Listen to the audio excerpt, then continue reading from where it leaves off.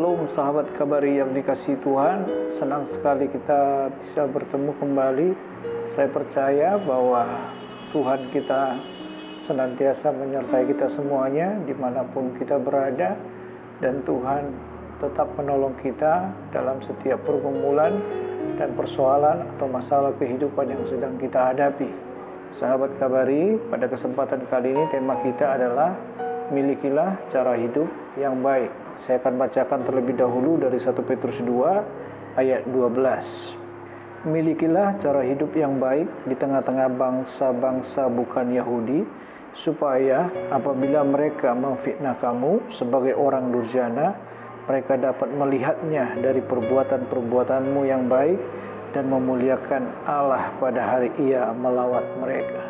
Orang-orang yang percaya yang berada di luar tanah Yahudi dan mereka ada di negara lain di Asia yang itu pada waktu itu masih dalam penguasaan daripada Romawi. Sehingga nasihat ini diberikan kepada jemaat tersebut supaya mereka memiliki cara hidup yang baik di tengah-tengah perantauan mereka. Jadi Petrus menghendaki supaya jemaat ini memiliki cara hidup yang baik. Adapun tujuan daripada Petrus yang pertama, supaya Tuhan dimuliakan. Dengan cara hidup yang baik ini, mereka akan mempermuliakan nama Tuhan.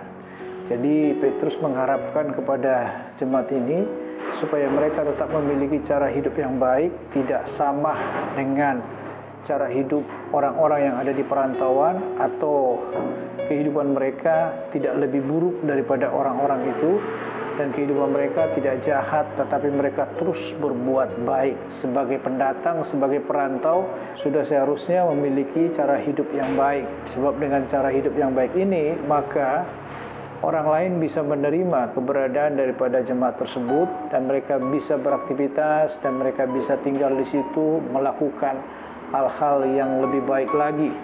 Selain daripada itu, dikatakan dari situ supaya nama Tuhan dipermuliakan. Dengan memiliki cara hidup yang baik, kita tahu bersama pasti nama Tuhan dipermuliakan. Dan orang-orang akan melihat bahwa Tuhan yang mereka sembah, Tuhan yang mereka puja itu adalah Tuhan yang benar-benar nyata, Tuhan yang benar-benar baik, Tuhan yang benar-benar bekerja di tengah-tengah kehidupan mereka, dan Tuhan yang benar-benar hidup bagi mereka.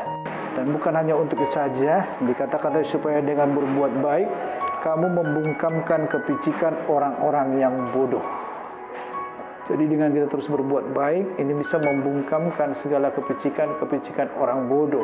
Segala rancangan-rancangan orang yang jahat kepada kita, itu semuanya bisa dibungkamkan dengan segala perbuatan-perbuatan baik. Jadi dengan kata lain, tidak perlu membalaskan segala hal-hal atau kepicikan-kepicikan atau hal-hal bodoh yang dilakukan orang kepada kita. Tetaplah berbuat baik. Sebab dengan berbuat baik, maka kita bisa membungkamkan segala rancangan-rancangan mereka, dan mereka akan melihat walaupun kita mungkin dijahati, tetapi kita tak berbuat baik, orang itu akan melihat bahwa kehidupan kita sudah berbeda dari mereka.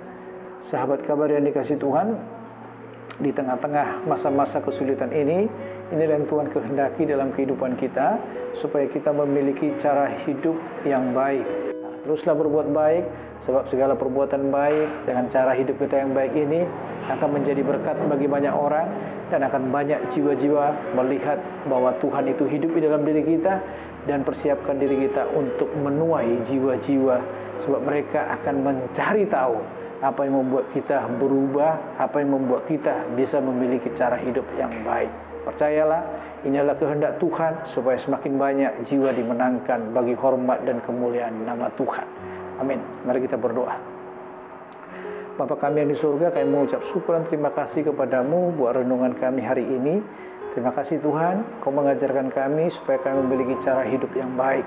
Tolong kami Tuhan dalam kehidupan kami sehari-hari, supaya kami tetap memiliki cara hidup yang baik, supaya kami bisa bergaul dengan banyak orang, dan supaya kami bisa menunjukkan kepada orang-orang bahwa Tuhan yang kami sembah itu adalah Tuhan yang hidup, Tuhan yang sudah mengubah hidup kami menjadi lebih baik. Kami rindu Tuhan supaya mereka juga bisa melihat bahwa Tuhan itu benar-benar hidup di dalam diri kami, dan supaya mereka juga Tuhan bisa dimenangkan untuk hormat kemuliaan bagi nama Tuhan. Kami serahkan kepadamu, kami yakin dan percaya dengan kami melakukan perbuatan baik, maka Tuhan akan senantiasa melakukan hal yang baik dalam hidup kami, dan Tuhan juga akan memberkati kami di masa-masa sulit ini. Dalam nama Tuhan Yesus, haleluya, amin.